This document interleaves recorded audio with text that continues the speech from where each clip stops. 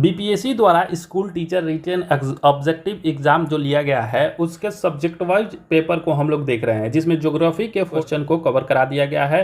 अब हम लोग इकोनॉमिक्स के क्वेश्चन को कवर करेंगे। तो चलिए शुरू करते हैं बिना किसी देरी के, जिसमें पहला क्वेश्चन है कि देशों के मध्य विकास की तुलना का मुख्य गुणांक क्या है। तो इसका जो करेक्ट आंसर हो जाएगा ऑप्शन सी आई, इसका करेक्ट आंसर हो जाएगा।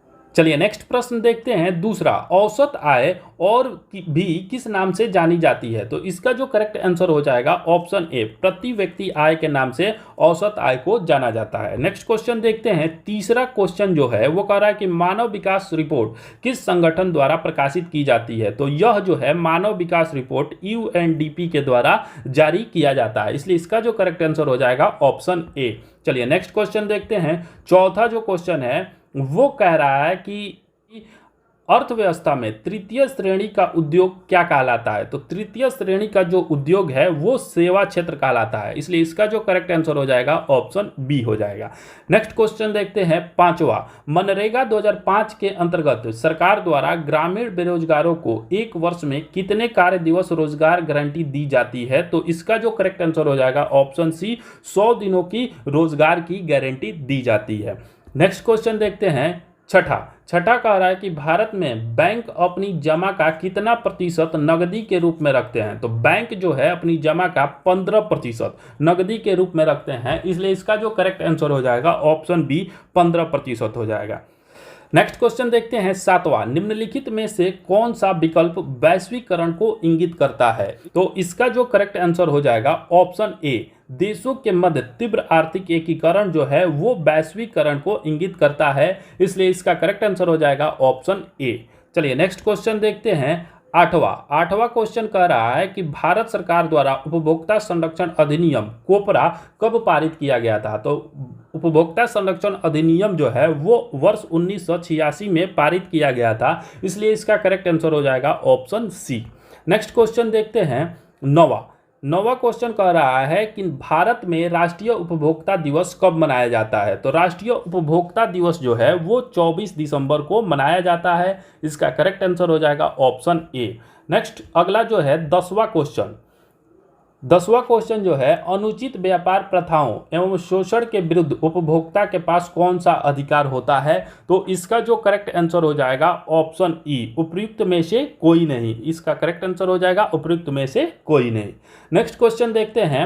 11, अपने नागरिकों को सरकार से उसके कार्यों के बारे में सवाल करने का अधिकार देने के लिए कौन सा अधिनियम पारित किया गया था। तो इसका जो करेक्ट आंसर हो जाएगा आरटीआई अधिनियम पारित किया गया था, वर्ष 2005 में इसको पारित किया गया था, इसलिए इसका जो करेक्ट आंसर हो जाएगा ऑप्शन सी, आरटीआई अधिनियम। अगला क्वेश्चन है 12 नंबर, किस बहुराष्ट्रीय कंपनी ने छोटी भारतीय कंपनी पारक फूड्स को खरीदा। तो इसका जो करेक्ट आंसर हो जाएगा ऑप्शन बी, कारगिल फूड्स ने पारक फूड्स को खरीदा था, इसलिए इसका करेक्ट आंसर हो जाएगा option B, Cargill food. Next question देखते हैं। अगला प्रश्न है 13, मनरेगा अधिनियम के बारे में निम्नलिखित में से कौन गलत है। तो आइए इसको देखते हैं। ऑप्शन ए कह रहा है कि भारत के लगभग 625 जनपदों में काम करने का अधिकार, तो ये बिल्कुल सही है। एक वर्ष में 100 दिन के रोजगार की गारंटी, तो ये भी सही है।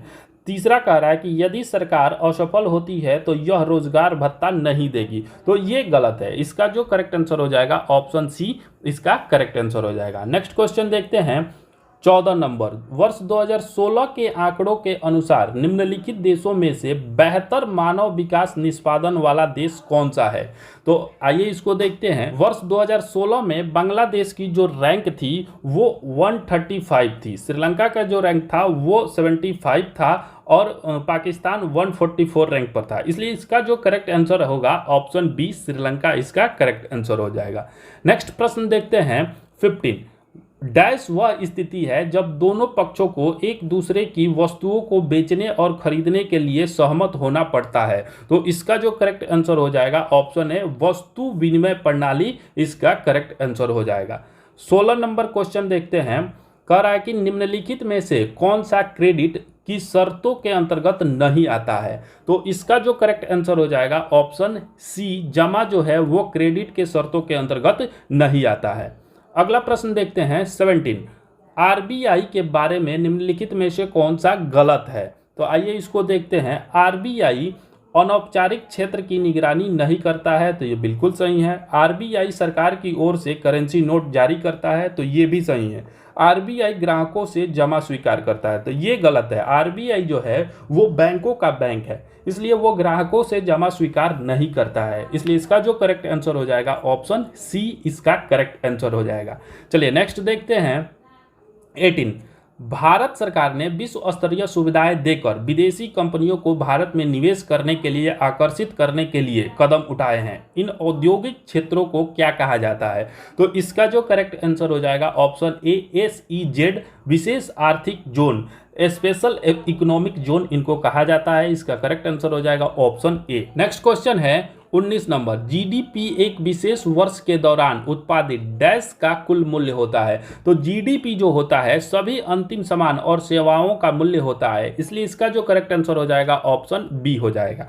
अगला प्रश्न देखते हैं 20वां कह रहा है कि भारत में काली क्रांति संबंधित है। तो काली क्रांति जो संबंधित है वो कच्चा तेल के उत्पादन से संबंधित है, इसलिए इसका जो करेक्ट आंसर हो जाएगा ऑप्शन सी हो जाएगा। नेक्स्ट क्वेश्चन देखते हैं 21। भारत की नकदी फसल कौन सी नहीं है? नहीं पूछ रहा है, तो भारत की जो नकदी फसल नहीं है वो जौ भारत की नकदी फसल नहीं है। नेक्स्ट क्वेश्चन देखते हैं 22 कह रहा है कि भारत में प्रथम पंचवर्षीय योजना का आधार क्या था? तो यह जो प्रथम पंचवर्षीय योजना थी वो हैरोल्ड डोमर मॉडल पर आधारित थी। इसका करेक्ट आंसर हो जाएगा ऑप्शन ए। चलिए नेक्स्ट क्वेश्चन देखते हैं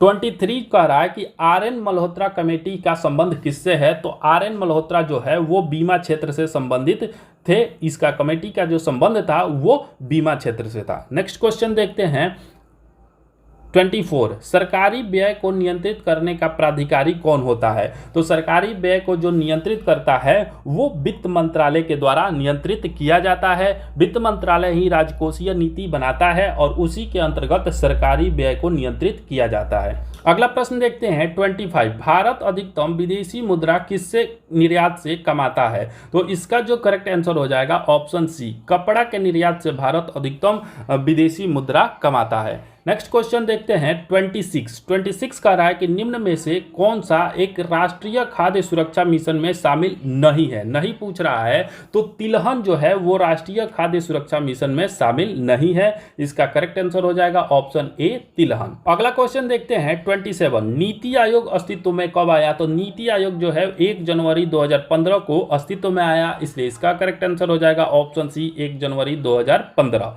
अगला प्रश्न देखते हैं 28। भारत की पहली स्वदेशी एंटी रेडिएशन मिसाइल का नाम क्या है? तो ना वो तांडव है, त्रिनेत्र नहीं है और सक्षम भी नहीं है, इसलिए इसका जो करेक्ट आंसर हो जाएगा ऑप्शन ई, इनमें से कोई नहीं। नेक्स्ट क्वेश्चन देखते हैं 29। भारत का 13वां प्रधान बंदरगाह किस राज्य में स्थापित किया जाएगा? तो ये जो है महाराष्ट्र में स्थापित किया जाएगा। इसका करेक्ट आंसर हो जाएगा option C, Maharashtra. Next question देखते हैं 30 कह रहा है कि भारत में किस वर्ष रेल बजट को आम बजट में मिला दिया गया था? तो इसका जो करेक्ट आंसर हो जाएगा ऑप्शन सी, 2017 में रेल बजट को आम बजट से मिला दिया गया था, लेकिन इसकी जो सिफारिश है 2016 में किया गया था विवेक देवराय। ध्यान रखिएगा कि विवेक देवराय समिति के आधार पर इसकी सिफारिश की गई थी 2016 में और 17 में इसको मिलाया गया था। 31 क्वेश्चन पूछ रहा है कि प्रधानमंत्री किसान सम्मान निधि योजना किस तारीख को शुरू की गई थी? तो इसका करेक्ट आंसर हो जाएगा ऑप्शन सी, 1 फरवरी 2019 को प्रधानमंत्री किसान सम्मान निधि योजना की शुरुआत किया गया था। नेक्स्ट क्वेश्चन देखते हैं 32। गरीबी रेखा को निर्धारित करने के लिए कौन सा संगठन सर्वेक्षण करता है? तो इसका सर्वेक्षण जो है वो NSSO करता है। NSSO इसका सर्वेक्षण करता है और वही गरीबी रेखा का निर्धारण करता है। चलिए नेक्स्ट क्वेश्चन देखते हैं 33 है कि गुलाबी क्रांति संबंधित है। तो गुलाबी क्रांति जो है वो प्याज उत्पादन से संबंधित है। इसका करेक्ट आंसर हो जाएगा प्याज उत्पादन। गुलाबी क्रांति झींगा के उत्पादन से भी संबंधित है।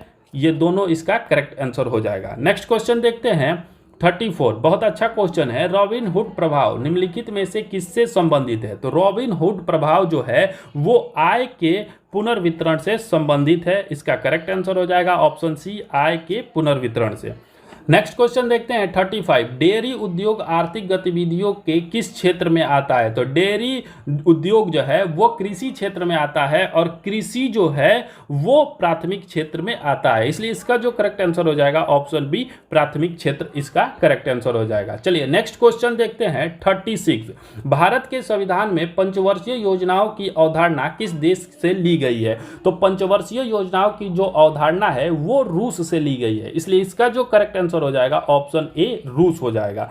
अगला प्रश्न देखते हैं 37। वस्तुओं के आयात एवं निर्यात पर लगाया जाने वाला कर किस नाम से जाना जाता है? तो वो सीमा शुल्क, कस्टम ड्यूटी के नाम से जाना जाता है, इसका करेक्ट आंसर हो जाएगा ऑप्शन ए, सीमा शुल्क। नेक्स्ट क्वेश्चन देखते हैं 38 जो क्वेश्चन है वो कह रहा है कि भारत ने किस पंचवर्षीय योजना के दौरान मिश्रित अर्थव्यवस्था को अपनाया था? तो भारत जो है वो द्वितीय पंचवर्षीय योजना के दौरान मिश्रित अर्थव्यवस्था को अपनाया, इसलिए इसका करेक्ट आंसर हो जाएगा ऑप्शन बी, द्वितीय पंचवर्षीय योजना। नेक्स्ट क्वेश्चन देखते हैं 39 कह रहा है कि खुले बाजार की क्रिया ओपन मार्केट ऑपरेशन किस नीति का अंग है? तो इसका जो करेक्ट आंसर हो जाएगा वो साख नीति, इसका करेक्ट आंसर हो जाएगा ऑप्शन ए, यह जो है वो साख नीति का अंग है। नेक्स्ट और आखिरी क्वेश्चन है इकोनॉमिक्स का कि भारत में बैंकों का राष्ट्रीयकरण कब हुआ था? इसका जो राइट आंसर हो जाएगा ऑप्शन सी, 1969 में भारत में बैंकों का राष्ट्रीयकरण हुआ था,